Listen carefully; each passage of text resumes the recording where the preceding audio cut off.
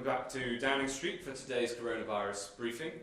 Before we start, I wanted to let you know that today's briefing will follow a bit of a new format. Following significant demand, as well as questions from the media, we'll take our first questions from a member of the public. This is going to become a regular feature of these briefings. The questions are selected by an independent polling organisation, and just like the journalist questions, we don't see the questions in advance, but we'll give them the very best answers that we can. In the past few hours, since we announced this new approach, we've had over 15,000 questions submitted, and you can ask a question yourself by going to govt.uk/ask. And today I'm joined by Professor Chris Whitty and Professor Steve Powis, the Medical Director of the NHS. The government is working through our action plan, and at its core, the objective is to protect life and to protect the NHS, both by slowing the spread of the virus so that we flatten the curve, and by ensuring that the NHS always has more than enough capacity to provide critical care for all those who need it. According to the most recent figures, there have been 719,910 tests for coronavirus so far in the UK, including 37,024 yesterday. 157,149 people have tested positive. That's an increase of 4,310 cases since yesterday. 15,051 people are currently in hospital with coronavirus, down from 15,239 yesterday. And sadly, of those hospitalised with the virus, 21,092 have now died. That's an increase of 360 fatalities. And we must never lose sight of the human cost of coronavirus and the pain and the grief that it causes.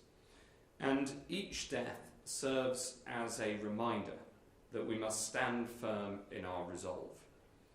Sadly, these death figures include 82 NHS colleagues and 16 colleagues who work in social care. They dedicated their lives to caring for others. And I feel a deep personal sense of duty that we must care for their loved ones. Today I'm able to announce that the government is setting up a life assurance scheme for NHS and social care frontline colleagues. Families of staff who die from coronavirus in the course of their essential frontline work will receive a £60,000 payment. Of course, nothing replaces the loss of a loved one, but we want to do everything that we can to support families who are dealing with this grief. And as a government, we're looking closely at other professions that work on the front line against coronavirus, who also do not have access to such schemes, to see where this may be required. This crisis has shown this country values so much our health and social care workers. And I want to pay tribute to the perseverance of the British public, who even this warm spring weekend, in their vast majority, did the right thing and stayed at home to protect the NHS. Thus far in this crisis, at every single hour of every single day, the NHS has always had the capacity to treat the people who need that treatment. I'm glad to be able to report that there are now 3,190 spare critical care beds. Indeed, 42% of oxygen-supported beds in the NHS now lie empty. And in most parts of the country, the number of people in hospital with coronavirus is beginning to fall. One of the reasons NHS capacity has always exceeded need is because of our amazing programme of NHS Nightingale hospitals.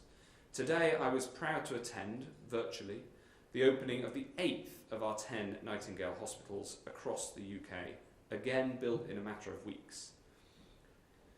This Nightingale hospital project stands as a monument to the nation's ability to get things done when it matters. This is one of the most ambitious projects this country has ever seen in peacetime. And I'd like to thank the NHS, the armed forces, and all the companies that have worked side by side to make these plans a reality. The Nightingale Project is just one of the measures that's boosted capacity all across the NHS. By re-enlisting thousands of former staff, former clinicians, and enrolling early thousands of students, we've boosted the workforce of the NHS. And we've changed forever the digital capability of the NHS. I think many people who've now used online GP consultations and online outpatient visits won't ever go back. And I pay tribute to the staff who've worked in different ways to how they would ever have imagined, and who've been more flexible and open to change when it was really needed. So where there have been advances amongst these huge challenges of this crisis, we must not lose them. However, we also know that fewer people are coming to the NHS when they need to. A&E attendances have dropped to 221,000 emergency department attendances in the last week, compared to 477,000 in the same week last year. That's more than 50%. Now, some of this drop is due to lower road traffic and people following the social distancing rules. Some of it will be due to people accessing the NHS in ways that work better for them, like online or through pharmacies, and that's a good thing. But in some cases, we know that the drop is due to people not coming forward and using the NHS for critical things that matter. Our message is that the NHS is open. Help us to help you. So if you're worried about chest pains, for instance, maybe you might be having a heart attack or a stroke, or you feel a lump and you're worried about cancer, or you're a parent concerned about your child, please come forward and seek help as you always would. It is so important that everybody uses the NHS responsibly, and the NHS will always be there for you when you need it. Just as it's been there for us all throughout this crisis and throughout our lives. And as the number of hospitalisations from coronavirus begins to fall, I can announce that starting tomorrow, we'll begin the restoration of other NHS services, starting with the most urgent, like cancer care and mental health support. The exact pace of the restoration will be determined by local circumstances on the ground, according to local need and according to the amount of coronavirus cases that that hospital is having to deal with. Having written off £13.4 billion worth of historic NHS debt, I want to ensure that the NHS is always there in a way that doesn't just help us recover from coronavirus as a country, but also puts us in a stronger position for the future. We're coming through this peak. We'll honour those who've dedicated their lives to caring for others. But it will count for nothing if we let things slip now and risk a second peak. I know that lockdown is hard for so many people, but let us all have the resolve to see this through. So please, stay at home, protect the NHS, and save lives. We're now going to go to Professor Chris Whitty, the Chief Medical Officer, for the daily data charts, and then we're going to take questions from the public. Thank you very much, Secretary of State. So just the first slide is just a reminder to people of the 5 tests for adjusting the lockdown. The first 3 of which are about the epidemic, that the NHS has capacity to provide critical care across the UK, a sustained and consistent fall in the daily deaths overall from coronavirus, and the rate of infection decreased to manageable levels across the board. Then there's an operational point about operational challenges, including testing and PPE in hand with supply able to meet future demand. And then finally and importantly, confident that the adjustments to current measures will not risk a second peak of infections. Next slide, please.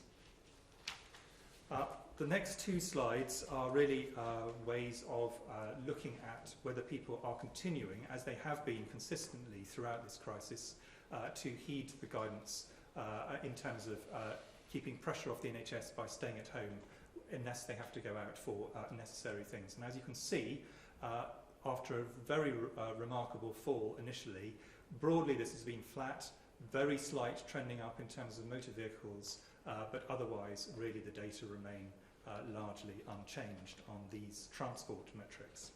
Next slide, please.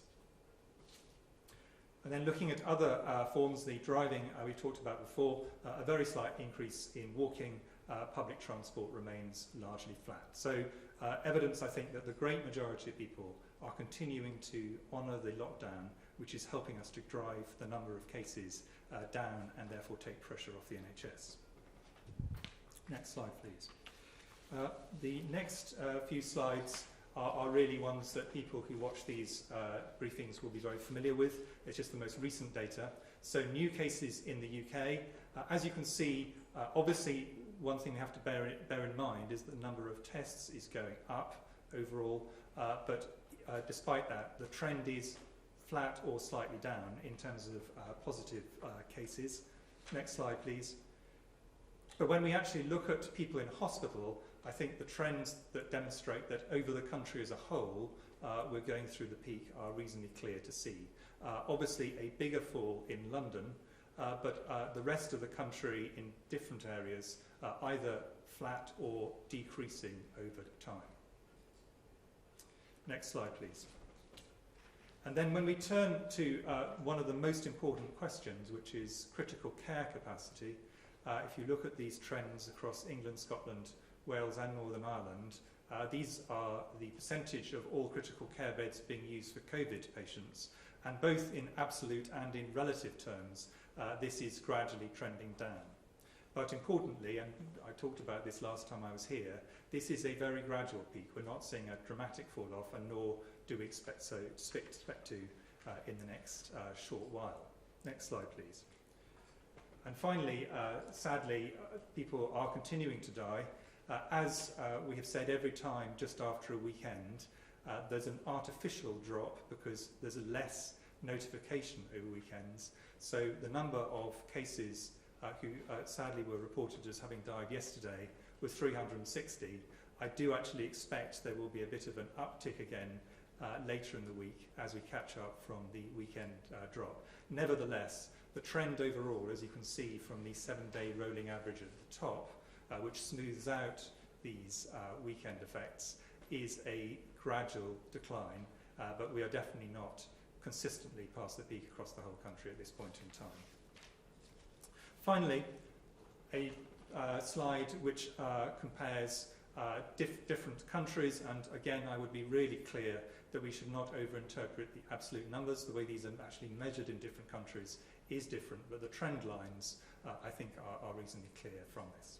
Thank you very much. Thank you very much, Chris. And now we're going to go to the first question, which is from Lynn in Skipton. And I'm going to read out the question, and I'm reading it for the first time, and then we will endeavour to answer it. I'm missing my grandchildren so much.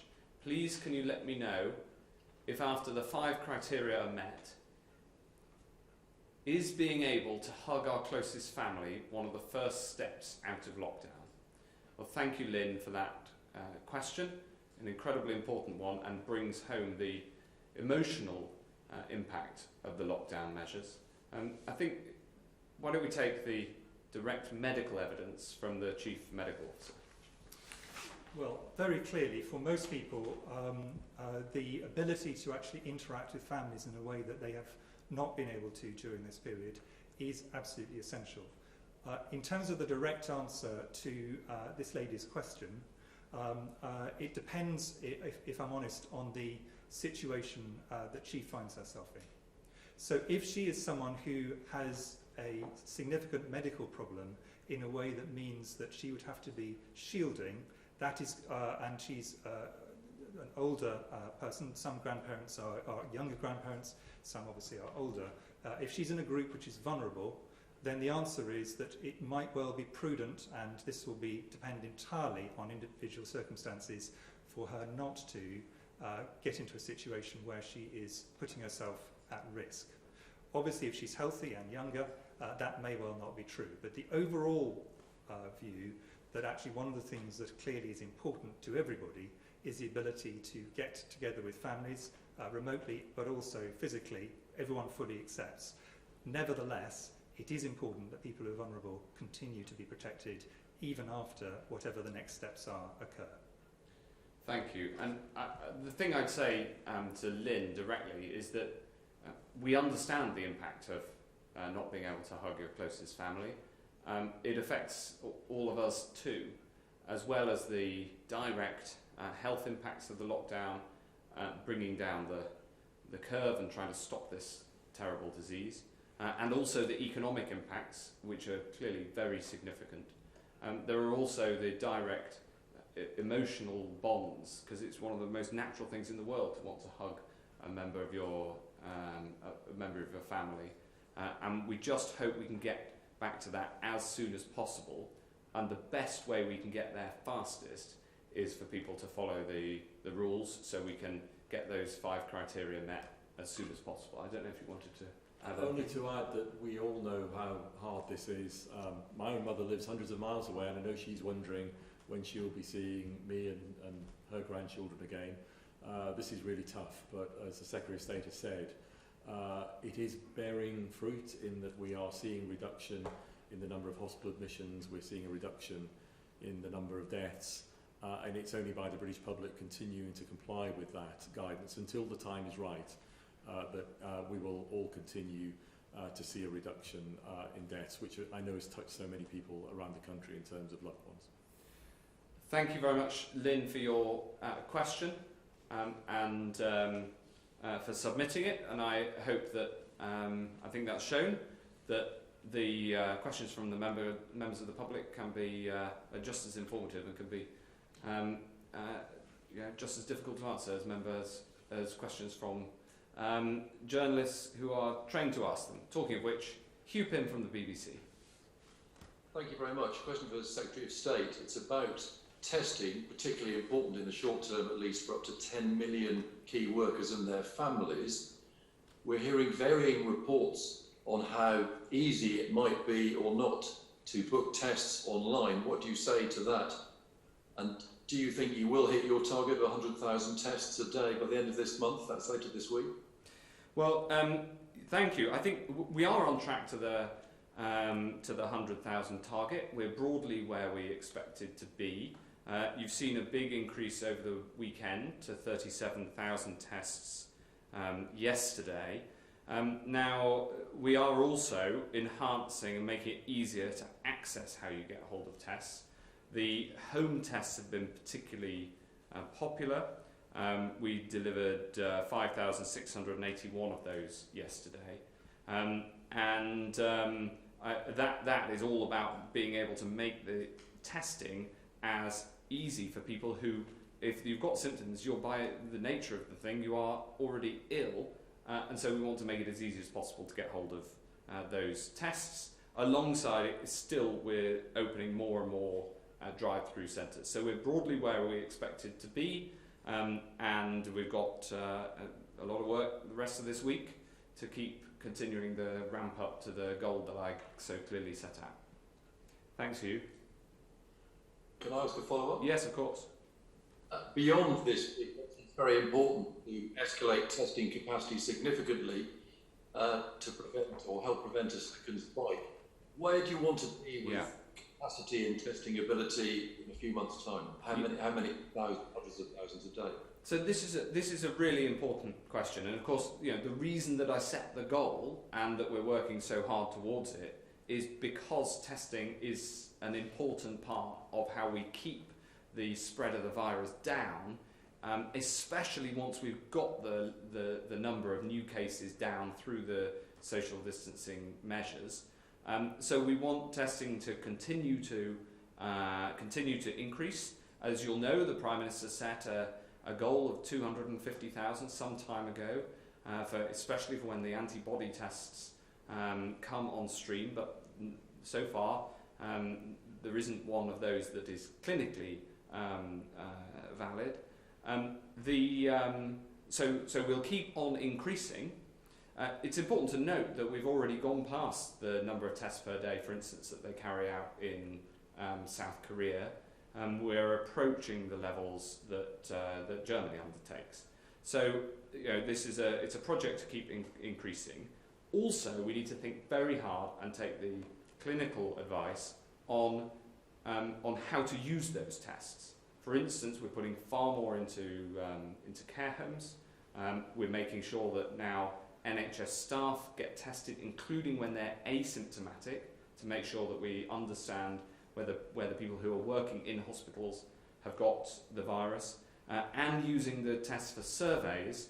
The Office for National Statistics have got a survey, for instance, in the field right now, with people being tested this week to find out how many people have got the virus, how many have had the virus, the critical questions that we need to know the answers to. So I don't know if you want to add anything, Chris, but the point is it's a really important question because because testing is a critical part of controlling the virus once we get the number of new cases down. Only thing to add is that the more testing capacity you've got, the more flexibility you have to do different things, which both for patients and in terms of things like care homes, as the Secretary of State was saying. Thanks, Hugh. Robert Peston, ITV. Good afternoon. On the life insurance scheme, will overseas healthcare workers working in the NHS and those who come back to the NHS temporarily, will they qualify for this life insurance? Right now they don't, for example, qualify for normal death in service benefits. And a question I think largely for Chris Whitty, more or less the most important test you've set is that the transmission rate, the so-called R, has to fall to 0.5. So, in language we can all understand, on average, it would take 2 infected people to infect 1 other person. What's the magic of that 0.5? Why does it give you comfort? And also, since we still don't know how many people are walking around with funny symptoms or no symptoms at all who have the virus, how can you be remotely confident that you will get there? Neil Ferguson said he thinks that the number is currently 0.6 to 0.7, but how can we possibly be confident of that? I'll take the first question, Robert. The answer is yes, this is for frontline staff working in the NHS and in social care who die and are employees within the NHS and social care, and as I say, we're also looking at which other groups of key workers that applies to who don't have a scheme already in place. Chris? On 0.5, can I just correct? I mean, I don't recall ever saying that the target was 0.5. What I have said is that it's in the range 0.5 to 1 at the present time, probably somewhere in the middle of that range.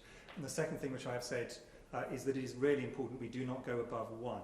That 1 is an absolute target, and the reason for that is that once it goes above 1 for any prolonged period of time, I mean, it might just flick up for a short period, then you go back to exponential growth, and then sooner or later, depending on how much above 1 it is, you get back to the situation the NHS is threatened to be overwhelmed because exponential growth goes from very small numbers to very large numbers very fast. So I would like to clarify that it's not going above 1 is the long-term target.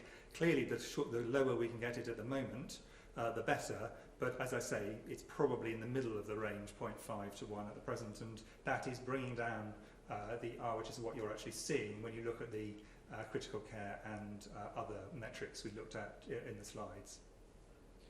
Thanks very much. Could I just, yeah, of course.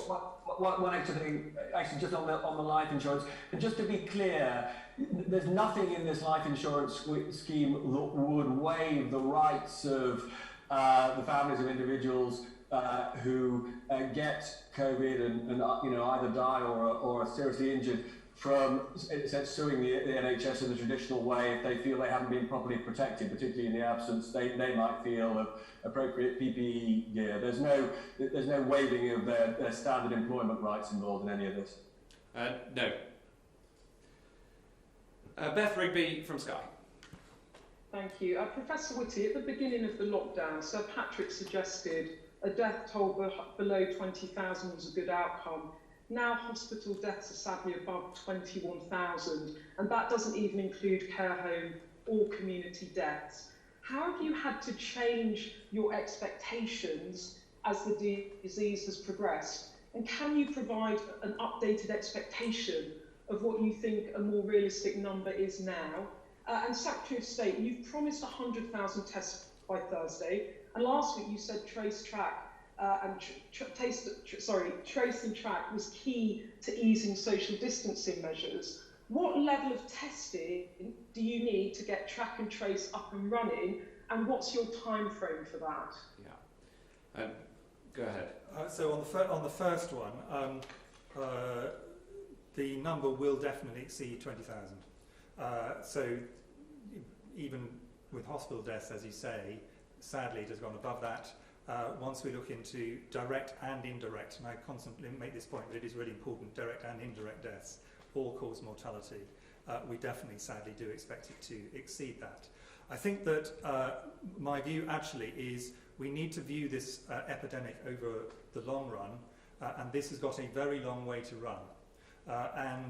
I'm really cautious about putting out, and I've said this again repeatedly, these kind of absolute numbers, because this could go in a lot of different ways over the next many months until such time as we have a clear exit that has a vaccine or drugs or some other route that allows us to be able to say, look, we now can stop people dying from this. And this is going to be true, to be clear, in every country around the world. So I'm really cautious about putting these absolute numbers, but I am absolutely clear also that the 20,000 number is not where we will be once we add in the direct and indirect causes both in and out of hospital. And on the question on test, track and trace, it's all a matter of degree.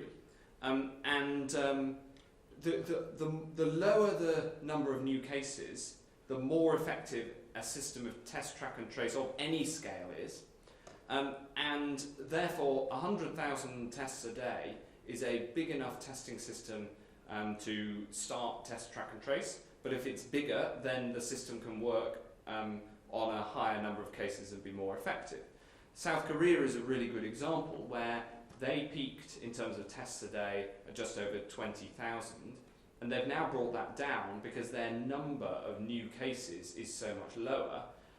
They can test everywhere they want, and they still don't need to use up all of the tests that they have the capacity for.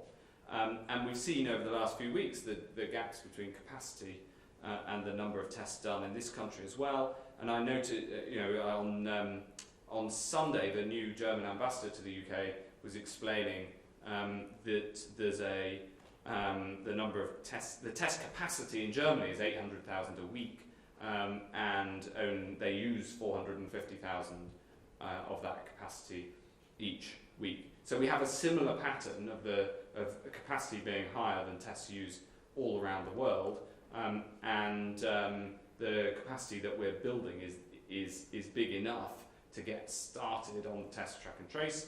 We need to get the track and the trace part of that up and running so that they can be effective as we bring the number of new cases down.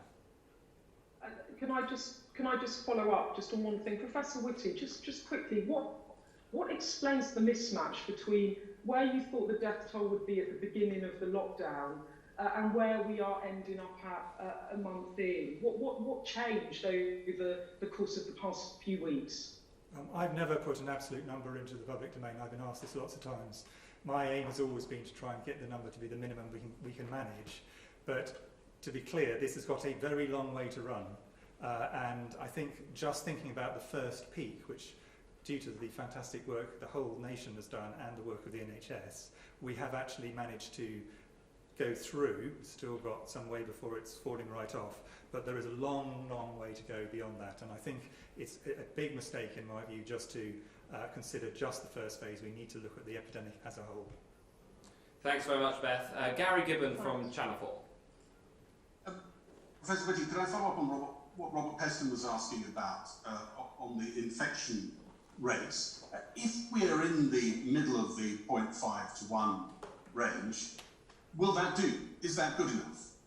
Or is it actually the rate that you need to give clearance to a relaxation of the rules is lower than that, is perhaps around 0.5? Well, I think there are, I mean, clearly the lower the R, and just to remind people who don't watch this programme the whole time, this is if R is 1, one person gives it to one person and the disease is stable. If R is 0.5, 10 people give it to 5 and so on, it's going down. And if it's 2, one person gives it to 2, gives it to 4 and so on. That was just a clarification for people watching. The further away the R is from 1 on the downside, so the closer it is, well, the lower it is, the better, for 2 reasons. The first of which is that it will mean that the peak will fall away faster and will get down to small numbers at a quicker rate. That's a good thing, clearly. But the second thing is the larger the gap between where the R is, the current force of transmission, and 1, the greater room for manoeuvre there is in terms of trying to think through when ministers have to look at things in terms of what could be reintroduced without threatening the risk that we could go back above 1 and start going back to exponential growth. So we know what we've currently measured indirectly, but I think that there's a reasonable degree of confidence that it's in that broader range, 0.5 to 1, and I think it's probably in a rather narrower range in the middle of that. Obviously, if it was lower, that would give us more room for manoeuvre, but it gives some room for manoeuvre, but it doesn't give a huge amount of room for manoeuvre. And that's one of the things that we ministers are going to have to consider, is how to actually make sure we keep the R below 1, given where we are at the moment, thanks to what everybody is doing. But, you know, there isn't a magic number here. Lower is better, but it's not that there is a specific number that has to be the right number. May I ask a quick supplementary? What's your current estimate of what R0 is measuring in hospitals and care homes? I think at the moment it's quite difficult, and it's quite difficult to separate those two out.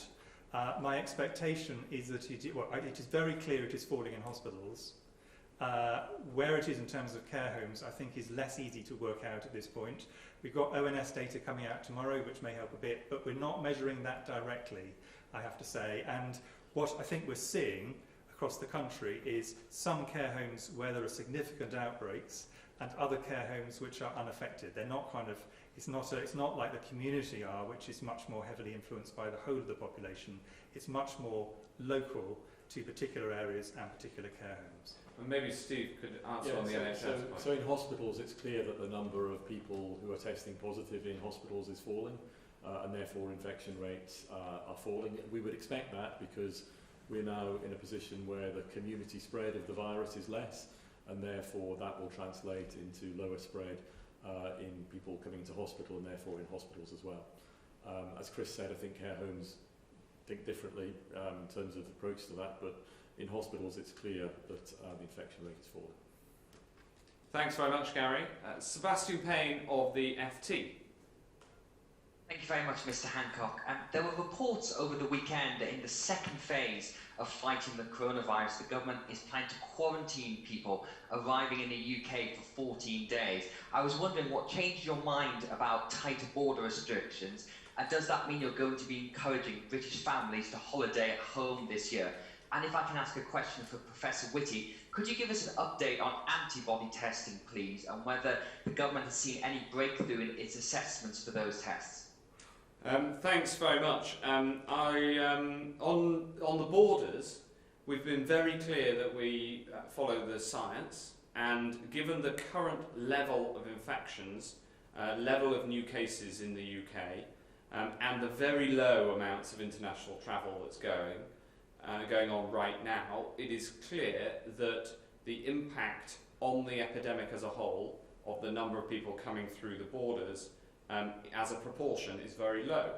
But as we bring the number of new cases down in the UK, that proportion coming from those who are travelling internationally will rise. And that means that the judgment on the measures that you need at the border changes. And we've seen a number of countries go through this process, and we'll have more to say about it in due course. On the testing point, I don't know whether you want to go into that, but the antibody tests is still something that we work on. We have now lab-based antibody tests.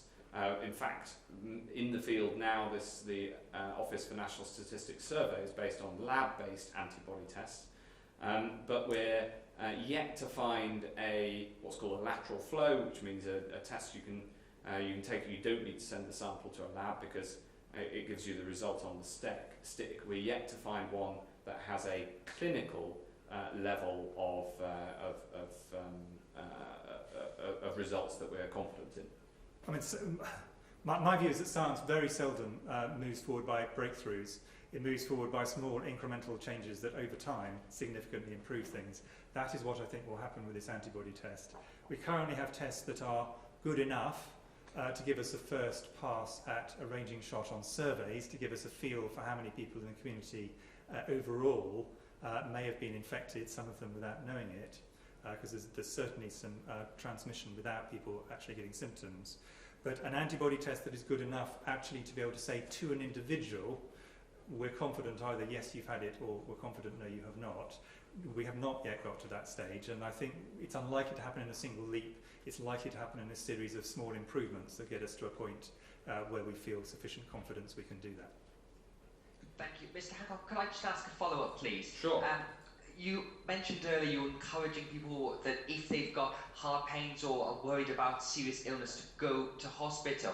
Has the government done any work to measure some of the health side effects of the lockdown, such as its impact on mental health or domestic violence? And will that play any part in your decision on how to ease the lockdown measures? Thank you. Yes, we have, and one of the striking things around the world is that far fewer people are coming forward to use health services, including here.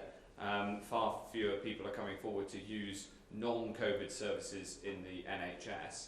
I'll ask Professor Powis to elaborate, because he's been doing a lot of work on this. Yes, so Secretary of State said, and as Chris said earlier, one of the things that we have concerns around are the indirect deaths, i.e. deaths and harm that is not related specifically to infection with COVID-19. And that's why for some weeks now we've all been reminding everybody that if you do have a condition which might be a heart attack, chest pain, symptoms that might be a stroke, then don't forget that the NHS is still there for you. The emergency services are there and always have been there throughout this. And also these are conditions where it's important not to wait, because treatment, diagnosis and treatment, speed is of the essence, and we can do many things for those conditions now, but we need to do it quickly. So the message to the public is come forward. The NHS is working if you have a sick child, if you have those symptoms. I think in the long term we will only be able to tease this out as we start to look at excess deaths overall. Chris has mentioned that I think earlier today, and of course comparisons between countries in terms of excess deaths will be important as well. But we do know that attendances in A&E department are down. There are reasons that might be the case, but there are reasons why we want to encourage people to come forward if they have emergency symptoms that might need emergency treatment. So I think it will become clearer over time, but the key message for the public is the NHS is there for you. Come forward as you always would if you've got symptoms or one of your loved ones has got symptoms that might need emergency treatment. Thanks very much, Seb. Gordon Rayner from The Telegraph. Thank you, Secretary of State. Professor Whitty, you said in March that children only got mild symptoms of coronavirus, which you said was a silver lining, while Sir Patrick Vallance said closing schools would have a minimal effect on the spread of the virus, so it was safe to keep them open, and there was zero chance of children avoiding contact with each other anyway. To what extent has your advice on sending children to school changed? Have you worked out the effect on the R value of sending children back to school? And also, do you believe that children can spread coronavirus to other children, following reports at the weekend that perhaps they couldn't? And just very quickly, Secretary of State, you've just announced good news for a lot of people that hospitals are going to start taking in cancer patients and doing other non-emergency work. Can you give us more detail on that? And would people be watching this be wrong to interpret that as the start of an easing of the lockdown? Chris, do you want to take the first one, and then I'll ask Steve to comment on it? It remains the case that the great majority of children either don't get coronavirus, or if they do, the symptoms are minor. That doesn't mean, sadly, that that is absolutely true. There are still a small number of cases, including some very severe cases, but they are relative to adults much less than they're much less than adults. So that remains absolutely the case. So the first reason for not sending children to school, which is it's particularly dangerous for them, that wouldn't be true in the case of coronavirus. Secondly, there is no doubt that they contribute. If you have schools open, it does contribute to increasing the R. So if you close schools, the R goes down. It's part of the collection of things that were done in March to try and pull the R from where it was near 3 to where it is now below 1. It's only one of. If you did it just on its own, it wouldn't be enough. But if you stopped doing it, you would actually lose some of the benefit that we've currently got. Now, there is quite a debate at the moment around the world in science. What contribution do children make to the actual spread of this virus between families around the country, wherever we're talking about? And is it different, for example, between young children and older children, which it may be? But unfortunately, we do not yet have direct data that really help us. Remembering that this is a new disease, so we can give a reasonably accurate answer for a disease like flu. We really understand how children help drive flu. We're still really learning on this one.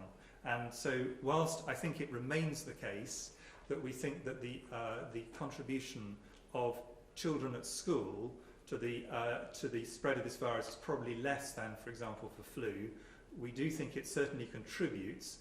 And what we're trying to work out is what proportion of the R it contributes, and therefore, if children went back to school, how much closer to 1, and that's in a bad way, would we be, and could it even tip us above 1, and what can we do, if so, to try and minimise that? So it's a very good question to which there is unfortunately not a really clear answer, but we are getting closer, I think, to having a slightly narrower range of uncertainty around this. Thanks, Chris. On the restoration of the NHS, we've always said throughout that people should come forward for medical treatment. So people's access to the NHS, access to medical treatment, has never been locked down. Indeed, it's one of the 4 reasons that you should leave your house if you need to. And what we can do, though, is because we now have the capacity in the NHS to be able to start reopening some services, we can do that. And I'll ask Steve to answer the question about with more detail, but it will be locally determined according to what capacity there is locally. But our message to people watching this and reading the Daily Telegraph is that the NHS is open and there to help you, as it always is. And so people, if they think they need medical treatment from the NHS, then they should come forward in the first instance by phoning up their GP or going to their GP online, calling 111. Yes, so as the Secretary of State says, we are now in a position to start undertaking some of the services that we may have had to have stepped down to manage the surge in coronaviruses, or occasionally where services have become disrupted. So, for instance, I know cancer patients, there may be good clinical reasons why treatment might be delayed during a time when there is a lot of circulating virus in the community. And again, as we've both said, emergency services have been there all along, and it's really important that people access them. But I think, to answer your question directly, it's not at all a sign that the lockdown is about to be relaxed. In fact, I think it's the reverse. It's a sign that the lockdown and the measures that have been taken and the fact that everybody's following them has meant that we are now seeing a decline in patients in hospital with COVID-19. And it's exactly that is providing the capacity once again that means that we can get back to restarting services such as elective surgery. So I think the message shouldn't be now is the time to relax. The message should be that by continuing to comply with these instructions, it will continue to help the NHS as we start to get over the peak and the plateaus, to a point where we can get much more back to the services that unfortunately we've had to delay over the last few weeks as we've managed this surge. Can I just ask a quick? Of course, yeah. Just on the schools question, I mean, listening to that answer that Professor Whitty gave, a lot of people, I think, listening to this would interpret that as meaning that there still isn't really a plan in place for how schools are going to go back. Would it be wrong to infer that from what you're saying? Well, Chris, I'll just say, what I'd say is it's still, as we've said over and over again, too early to make decisions on this, and people should follow the social distancing rules of staying at home to protect the NHS and save lives. And in a way, what we've been saying today about the restarting of many of hospital treatments, NHS treatments, and the encouragement of many people to come forward when they haven't been coming forward with non-COVID health problems, is all part of protecting the NHS, which has been made possible by the fact that we've flattened the curve thanks to the social distancing measures. And so it should be seen in that light, in that context. But on the school specifically, Chris, do you want to answer? So I think starting with the obvious point that obviously the final decisions will be for ministers, and this is not a scientific decision. But what we can contribute from the science side is to say, well, look, we've got this room for manoeuvre between where the R is now and 1. And there's a lot of things that are contributing, which everyone's doing, to pulling that down. Schools are contributing some of that, and it may be different between different bits of schools. And what we're trying to do, very, very short order, is try and give a kind of feel for what are the combinations of different things which actually still keep the R below 1, which is an absolutely critical thing, but allow opening up of different bits of society and different bits, which schools is 1. But I think the decision about how the different combinations go together, that finally is one for ministers, and I know the Secretary of State will completely agree with that. What we can do is help provide some data to help say, here are some combinations of things we can do. But, and I really want to be clear about this, there is no perfect solution where we're going to end up being able to do all the things that people want and at the same time keep R below 1. So there are going to have to be some very difficult choices between different things, all of which, ideally all of us would love to open up, but we can't do them all. And therefore, there will have to be some difficult choices, and choices around schools clearly will be one of those. Is that okay, Gordon? Yes, thank you. Great. We've got David Walsh from the Sheffield Star. Hello, Secretary of State. Raise the Bar campaign wants to increase the threshold for the £25,000 retail, hospitality and leisure grant from £51,000 rateable value to £150,000. In Sheffield City Centre, this would mean a further 157 businesses could benefit from additional £3.9 million of support. This would save businesses and jobs. Can this be action? And a second one for the Secretary of State, please. Sheffield is famous for its independent breweries. It has more per capita than anywhere in the country and was enjoying a golden age prior to the crisis. The government supported them time, but with no opening date yet for pubs and bars, their very existence is under threat. To get them back on their feet, will the government cancel beer duty for 6 months when they're allowed to restart operations? Well, thanks, David. I understand, especially coming from a small business background myself, just how important these questions are to the businesses in the centre of Sheffield and the breweries, which have, as you say, been flourishing right across the country over the past few years, and have obviously been very hard hit by social distancing by its nature, which takes away the ability to go for a pint with friends. So I will take these away and talk to the Chancellor about them. What I would say is his announcement today of 100% guaranteed loans for smaller businesses is another important step in supporting businesses to get through this. We recognise the importance of supporting businesses right across the board, whether they're in a town centre, breweries or others who are badly hit by this. Supporting businesses through it is critical, because both the health impact of the measures and the economic impact are both best served by people staying at home, because that saves lives, but we'll also get the rate of transmission down as fast as possible, which will then allow us to get through this as soon as possible. So we want to get through it as soon as possible, and we want to support businesses on the way through. And those two specific ideas, it's tempting to say yes to as Health Secretary, but I think I need to talk to the Chancellor. Thanks very much. Dave West from the HSJ. Hi, thank you. First question for Mr. Hancock. Could you tell us a bit more about the restoration of services, general planned services in the NHS?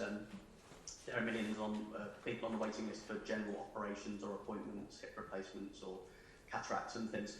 When would you expect, what sort of time frame would you expect that kind of general activity to be getting back to normal? Might it be region by region, and what role do those Nightingale hospitals have to play in that, which you mentioned? And the second question, if I can, for Chris or Stephen. This morning, HSJ revealed the warning to doctors about the small numbers of children who are becoming seriously ill with an unusual set of symptoms, which the experts believe may be an emerging symptom linked to coronavirus. Do you think this may be a new feature of the outbreak, or are you pretty confident that these are simply cases of the small, very small number of serious cases of coronavirus which we do see in children? Thank you. I'm very worried about the latter, and we are looking into it closely. I'll ask Steve to answer on that. On the restoration, this will be a locally driven approach, system by system. Of course, the principles are that the most urgent treatment should be brought back first, and also that it needs to be according to the local demands on the system. You know, there's parts of the country where the number of COVID patients as a proportion is much lower than in other parts, and so it has to be locally driven. That means, unfortunately, I can't give you a sort of concrete single number answer to when, and it is gradually over weeks, but starting from tomorrow. Steve. Yes, thanks, Dave. Yes, so as you referred to, we have become aware in the last few days of reports of severe illness in children, which might be a Kawasaki-like disease. So Kawasaki disease is a very rare inflammatory condition that occurs in children. The cause is not often known. It can be related to a number of things. So it's only in the last few days, as I say, that we've seen those reports, and I know you reported that in the Health Service Journal this morning. So both Chris and I are aware of that. We have asked our experts, so I've asked the National Clinical Director for Children and Young People to look into this as a matter of urgency. I know the Secretary of State is concerned, as he said. I know Public Health England are also looking into this. So it's obviously important that when clinicians see these cases and worry that there might be a cluster, that they alert other clinicians so that we can make sure that they are identified if they're occurring elsewhere. And then quite rightly, we ask our experts to look into them and to see whether they can establish any link. We're not sure at the moment. It's really too early to say whether there is a link. But what I should say, as we said already this afternoon, is our advice to parents is that this sort of disease is very, very rare. If you are worried about a child who is becoming sick and not recovering, then do remember to contact 111, talk to your GP, or in an emergency, contact 999, because the emergency services in the NHS are there for sick children, and it's important for this and other conditions, although very rare, I must emphasise rare, that you come forward to seek treatment and diagnosis as quickly as possible. Thanks, Steve. Chris. No, just really to reinforce what Steve said, this is a very rare situation, but I think it is entirely plausible that this is caused by this virus, at least in some cases, because we know that in adults, who of course have much more disease than children do, the big problems are caused by an inflammatory process, and this looks rather like an inflammatory process, a rather different one. But therefore, given that we've got a new presentation of this at a time with a new disease, the possibility, it's not definite, we need to look for other causes as well, but the possibility that there is a link is certainly plausible. But back to Steve's overriding point, numbers very small. Key thing is, if parents are worried, then phone up and get advice. It's very rare. Just a very quick follow-up on the restoration. Yes. The NHS needed to free up about 30,000 beds to ensure it was ready to deal with the first peak, and has been able to do so, but has used a lot of capacity and had to rearrange a lot of things. How many is it going to need to keep open in case of a second peak or other returns of the virus? Because that's clearly going to be a big constraining factor along with the staff who staff the beds on what it can do back to normal. Well, one of the principles of the tests we've set before we make any adjustments to the social distancing measures is that we shouldn't risk a second peak. For many, many reasons, the direct impact, of course, but also because a second peak would mean that we would have to halt the restoration of the NHS for non-COVID treatments. And that has an impact itself on the health of the nation, as Chris Whitty first set out several weeks ago, in terms of the indirect death rate. So we've got to make sure that we don't have that second peak. Therefore, the NHS is, of course, making sure that it can reopen where that locally is appropriate, given the local amount of pressure on the system, and also taking into account the Nightingale hospitals. In fact, I'm going to answer a question that was asked previously, but by Beth Rigby, I think, but I didn't answer, which is that the Nightingales are not going to be used for non-coronavirus purposes, because they are precisely set up and designed to deal with people who are intubated and are sedated. But the fact that they're there does help us to restore more of the core NHS and get that going as much as possible. Were you coming in again? I was just going to say, very finally, would you see them all, the Nightingale hospitals, all 7, or I think it's 7 or 8 now, to be used in that way? In the first instance, yes, but as we go through this, we always keep things like this open to review, to work out what's the best way to use the resources at the nation's disposal. Steve? Yes, I think the Nightingales specifically have been a very important part of the flexibility that the NHS has put in place to manage the surge. Remember, it's only a few weeks ago that we were really concerned that we would see a surge in patients, particularly those that needed critical care, that would go beyond even the surge capacity we could put in place in our existing critical care facilities by surging into theatres and recovery areas.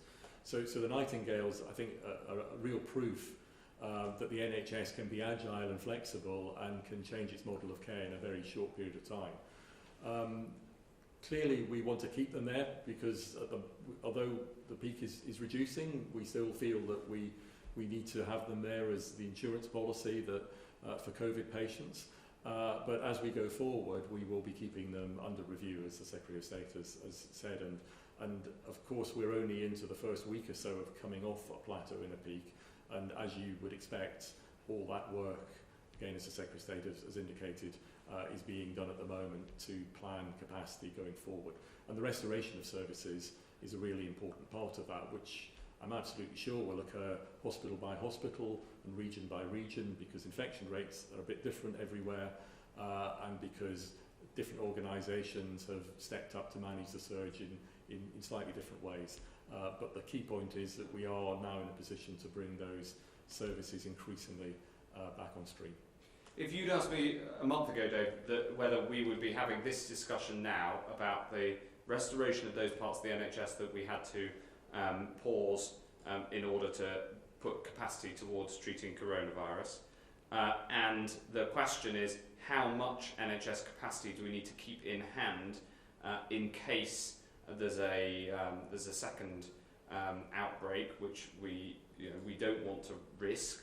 I would be, and that the NHS had not, in the meantime, been at all overtopped by demand in any instance, then I think we'd be, if you told me that a month ago, I would be very pleased with where we've come to on the NHS capacity, because that is absolutely core to the principles of this country, is that if you need NHS treatment, then you get it. And we've managed to keep that principle throughout this vast crisis. Okay, thank you very much indeed. That concludes our Downing Street briefing for today.